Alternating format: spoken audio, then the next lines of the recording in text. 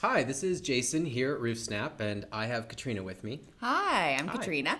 And this is our next installment of Frequently Asked Questions. So, Katrina, go ahead and get us over here to the iPad screen. Sounds good. And tell me, with regard to sort of estimating, what frequently asked questions do we have there?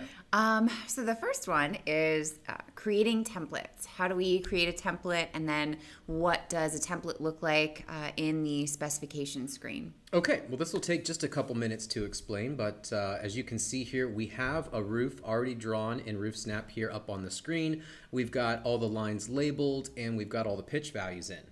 Additionally, when we go to edges, you can see I've put in subline labels. I've put gutters and eaves and ice and water shield on all the eaves, rake edge on the rakes, ice and water shield in the valleys.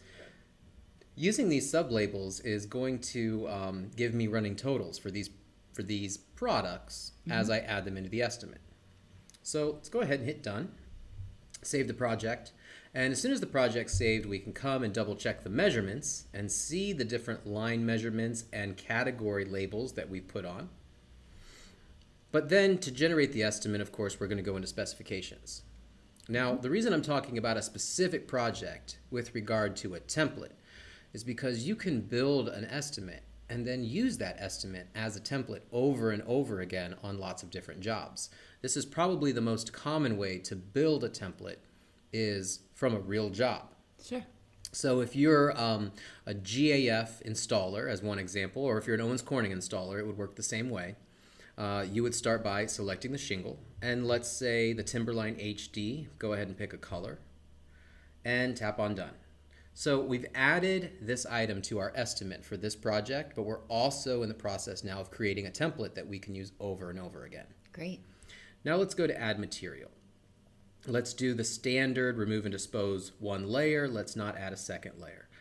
For the sake of the template, we're not going to add any decking to this estimate. But let's say this template needs to have ice and water shield installed along with this project. Underlayment, let's go with a standard 15 weight asphalt felt. Staples to secure the underlayment. GAF Pro Start Starter.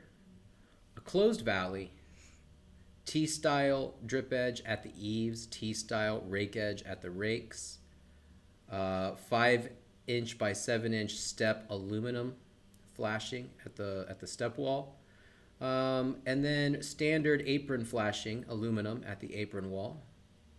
Chimney. Now I'm not going to put chimney in now because we can add those items as pins. Okay. Same thing with hat vents and other accessory type items. Sure. And I'm sure that changes with each roof that you draw anyway. Yeah, you wouldn't want to put an item into an estimate or a template initially that could be pinned to the roof, but specifically for templates, those items change from roof to roof. Sure. 4 nails per shingle on this particular one. GAF sealer ridge. And let's say if we install ridge vent more often than not, I think it's good to have ridge vent in a template. Okay. If we only randomly install ridge vent, then we would leave it off. So good. let's assume that we randomly install ridge vent. So let's not put that in the template. Okay. Off ridge vent, well, those can be pinned to the roof. Plumbing boots can be pinned to the roof. Paint and sealant, it may be a good idea to have 1 can and 1 tube of each. Miscellaneous, nope. All the rest of this stuff, nope. Although you could make a template that included gutters. So if it was always going to include 5" K-style gutters for residential application, you could add that now to this estimate and also save it to the template. I'm going to skip that for now, though.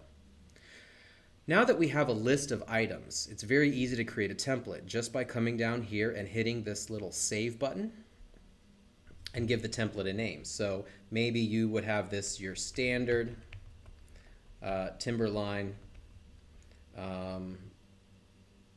template. Great. And when you then go ahead and tap on Create Template, you can reuse this list of parts and pieces over and over again automatically without having to pick one item at a time. That template for future estimates is going to live down here in the folder. So instead of adding all these items one at a time, you just come down here to the folder, scroll down to what did I call it? Standard Timberline template. There it is. Standard Timberline template. And if we tapped on that, it would duplicate and add all these items in twice. We don't want to do that, but that's how you create a template quickly. It's easy to create a template from an existing estimate. But I will warn you, do not create a template that has items that can be pinned to the roof. It's always going to be a bad idea. Do not create a template with items that might change from house to house to house. You only want to put the core items here into the template, because then you can always go in and add additional material items once the template has been added, or before the template has been added, either way. All right, so that pretty much wraps it up for our initial quick look in the frequently asked questions for templates. I guess we'll move on to the next one. Thank you guys for joining us, and have a great day. Thanks.